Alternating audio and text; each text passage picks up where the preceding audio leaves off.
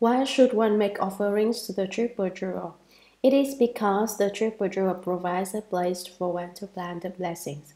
If you would like to seek blessings, you must perform acts of merit and virtue before the Triple Jewel. If you do not make offerings to the Triple Jewel, in the future, when you become a Buddha, no one will make offerings to you, to say nothing of becoming a Buddha. If you don't make offerings to the Triple Jewel now, even when you leave for home to become a monk, no one will make offerings to you. Why not? Because when you were at home, you did not make offerings to the Triple Jewel. I often think, why doesn't anyone make offerings to me? It's because before I left home, I didn't make offerings to the Triple Jewel. That is why now that I have left home, very few people make offerings to me. I constantly bring forth a heart full of repentance. I am extremely ashamed. So now I wish to explain this principle to you, so that you won't have to be like me and have no one make offerings to you. By making offerings to the Triple Jewel, one cultivates blessings and cultivates wisdom. To cultivate wisdom, one must print sutras and propagate the Buddha Dharma, or do other types of work to spread the Dharma. Didn't I mention this before? An example is our present preparation for publishing a magazine, which is all part of cultivating wisdom. If you want to cultivate wisdom, you must support the work of propagating the Dharma. If you want to cultivate blessings, you should make offerings to the Triple Jewel. If you don't make offerings to the Triple Jewel, then in the future, when you are one of the three jewels, no one will make offerings to you, as I just said. So now, before you are part of the Triple Jewel, you must support it and take care of it, cultivating both blessings and wisdom. If you cultivate blessings but do not cultivate wisdom, you are like an elephant wearing a necklace of beads. If you cultivate wisdom but not blessings, you are like a heart with an empty begging bowl. What does that mean? If you merely concentrate on cultivating wisdom and do not cultivate blessings, in the future, when you certify to the fruit and realize a hardship, no one will make offerings to you. But yesterday you said that if someone sat for 10 days, people would certainly make offerings to them. You think, how could it be that a certified arhat would receive no offerings? I find this terrifying. The Buddha Dharma is too dangerous. It would probably be better not to study it at all. That may be the case, but if you don't cultivate the Buddha Dharma, you won't ever become a Buddha. If you want to slide down, do as you please. If you want to become a Buddha, if you think, I understand the Buddha Dharma quite clearly and I shall certainly be diligent and seek progress in my study of it, then you should break through all the various difficulties and go forward in your cultivation. Cultivate blessings and wisdom. If you don't cultivate blessings, no one will make offerings to you. If you don't cultivate wisdom, you will be stupid. The Buddha is complete in both blessings and wisdom. His blessings are perfect and his wisdom is perfect, and so he is known as the doubly complete, honored one. In our cultivation, too, we should cultivate blessings and wisdom. In all circumstances, we should cultivate wisdom. Don't be like the arhat with the empty bowl who cultivated wisdom but not blessing. No one makes offerings to him. If you only cultivate blessings but not wisdom, then you are like an elephant with a necklace. It may look very beautiful, but it is still very stupid. Those of you who study the Buddha Dharma should cultivate both wisdom and blessings. You must do so actually and in fact, and not just talk about doing so. If you speak it, it's the Dharma. If you do it, it's the way. This is the point which everyone should know. Therefore means because of this reason, that is, because Manjushri Bodhisattva said that he had in the past seen limitless Buddhas manifest such potence. How? It should be known that the manifestation applied by the present Buddha, Shakyamuni Buddha, is also thus. You should know that Shakyamuni Buddha now manifests the white hair mark light, and it is also just as when the limitless Buddhas of the past were about to speak the great Dharma, to rain the great Dharma rain, to blow the great Dharma conch, to beat the great Dharma drum, and to proclaim the great Dharma doctrine. The principle is the same. Because he wishes to lead all living beings to hear and understand, Shakyamuni Buddha wants to cause all living beings to hear the Dharma and to understand it. This Dharma, which in the whole world is hard to believe, this kind of Dharma is hard to believe. It is difficult for living beings to have faith in it. Why didn't the Buddha speak the Dharma Flower Sutra before? Why did he first speak the teachings of the three storehouses and expound the small vehicle sutras? It was just because the great vehicle Dharma door is a Dharma which is hard to believe. That is why, as it states later in the text, as soon as the Buddha began to speak the sutra, 5,000 people got up and walked out. Why is it hard to believe? Because it is too wonderful and too profound.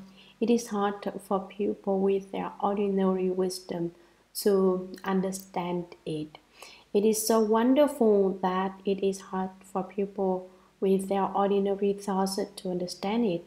They think about it and they don't understand it. They ponder it, but they don't know what it means. So the Buddha didn't speak this profound and wonderful Dharma right away. He therefore manifests this potence. He displays these auspicious signs. Sutra. Good man, it is just as in the past, limitless, boundless, inconceivable asamkhya ends ago. Commentary. Good man. All of you good men, it is just as in the past, limitless, boundless, inconceivable asamkhya ends ago. I remember it is just like it was in the past when limitless, uncountable, boundless, inconceivable, that is, they cannot be thought of with the mind or expressed in words. Asamkhya, the Sanskrit word meaning uncountable, ends ago. Sutra. There was at that time a Buddha named Brightness of Sun Moon Lamp, thus come one worthy of offerings, one of proper and universal knowledge, one of perfect clarity and conduct, well gone one, an unsurpassed knight who understands the world, a hero who subdues and tames, a teacher of gods and pupil, the Buddha, the world-honored one. Commentary. There was at that time a Buddha named Brightness, son of Sun Moon Lamp, who appeared in the world. How did he get that name? The name of that Buddha has three meanings. The sun represents the Buddha's wisdom, which is like the sun. The sun dispels all darkness and gives light. The moon represents the Buddha's samadhi power. The Buddha's samadhi power is like the moon's face. The lamp represents the Buddha's precept power. Every Buddha has a completely perfected precepts, samadhi, and wisdom. Thus, Kamban is one of the Buddha's 10 titles. Every single Buddha has its own particular name. Like the sutras, the Buddhas have specific and common names. This Buddha's specific name is the brightness of Sun Moon Lamp. It is a name which only this Buddha has. The common name is common to all Buddhas. The 10 titles which follow are common to all Buddhas. All Buddhas are known by these 10 titles. In the beginning, every Buddha had 100 million names. Why do they have so many names? Why is the use of that? It was because each of the 100 million names represented their adornment of the 10,000 virtues, their virtuous practices. Later, because living beings couldn't remember so many names clearly, they were decreased to 100,000 names. But that was also quite a few, and so they were again reduced to 10,000. 10,000 names were still too many, and so they were reduced to 1,000 names. Every Buddha had 1,000 names, but that was still too many, and so they were reduced to 100. 100 proved to be too many. It took so long just to say a Buddha's name, and so they were reduced to 10, and all Buddhas had those 10 titles, 10 common names. Some people who don't understand the Buddha Dharma say, "Thus come one Buddha." In fact, the third come one is the Buddha, and the Buddha is just the third come one. They say, "Thus come one Buddha," thinking that only one Buddha has the name third come one, and that the other Buddhas are not called third come one. Actually, every single Buddha is called Buddha and third come one. Those who don't understand the Buddha Dharma sometimes say very strange things. What is meant by third come one? The Vajra Sutra says, because he comes from nowhere and goes nowhere. He is called the third come one. He neither comes nor goes, and so he is called third come one. You may also explain this title by saying, "Thus" means that, using the way which is thus, they come to realize the right enlightenment. Further, thus means unchanging, and come means to accord with conditions. Thus is stillness, come is movement. Movement and stillness are one thusness. Movement is still, and stillness is movement. Movement does not obstruct stillness, and stillness does not obstruct movement. The meaning of the title thus come one could be greatly expanded upon, but we shall now proceed to the second of the 10 titles. 1. Worthy of offerings. This means that the Buddha should rightly receive the offerings of people and gods. People in the world should make offerings to the Buddha, and people in the heavens should also make offerings to him. He is one worthy of receiving their offerings. 1. A proper and universal knowledge. Proper and universal knowledge means that one understands that the 10,000 dharmas are produced from the mind and are not apart from the current thought of our minds. Understanding that the one current thought in our minds can produce the 10,000 dharmas is said to be proper knowledge. To know that the 10,000 dharmas are only the mind, that all dharmas do not go beyond one current thought of the mind, is said to be universal knowledge. Proper and universal knowledge vertically exhausts the three limits, the past, present, and future, and horizontally pervades the 10 directions. 1. Of perfect clarity and conduct. Clarity refers to wisdom.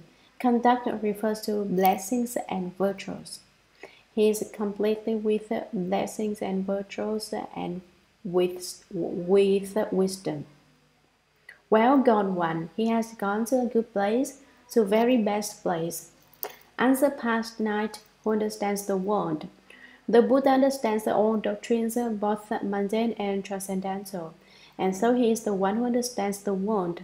The Buddha is an unsurpassed knight.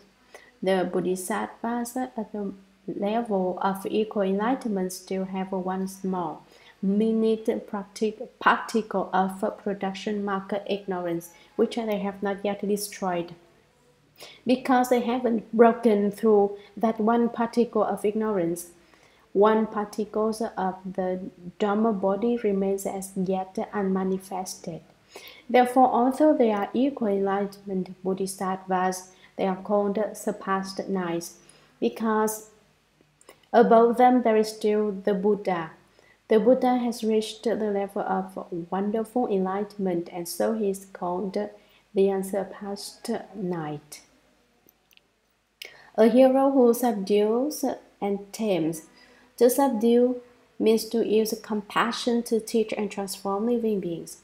Depending upon the kind of Dharma door a living being lies, the Buddha uses just that Dharma door to cross him over.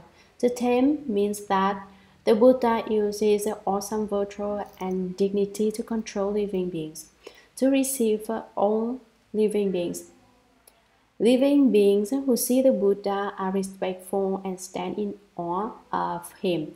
They revere the Buddha's awesome virtue and are awed by his majesty. The hero is a great hero, one who subdues and tames all the living beings in the world. And so he is known as the hero who subdues and tames. Teacher of God and pupil. The Buddha is the master of the gods in the heavens and the pupil in the world. The Buddha. The word Buddha means the enlightened one.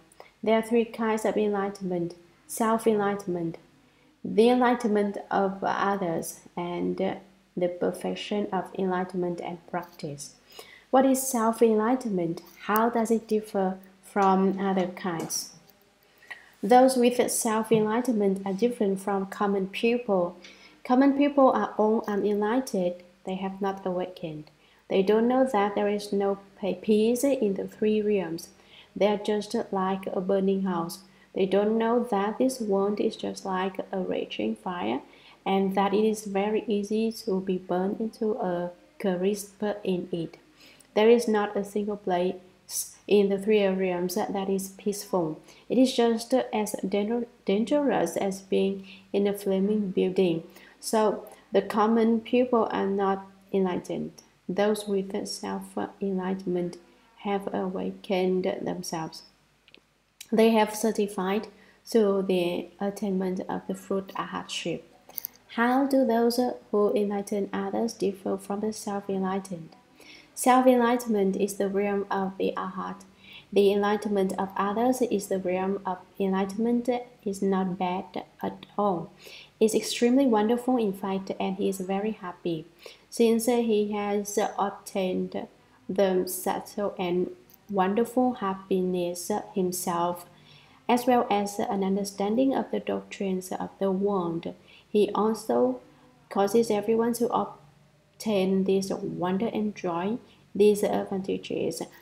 He takes that which he has experienced in his path of cultivation and teaches it to others. He speaks it for them all to hear. For example, a certain layperson now wishes to be one of the self-enlightenment who enlighten others. He is going to the university to lecture on the Buddha Dharma. Although he was not claimed to have certified to any particular fruit, he has chosen to that bring forth the Buddha, the Bodhisattva resolve.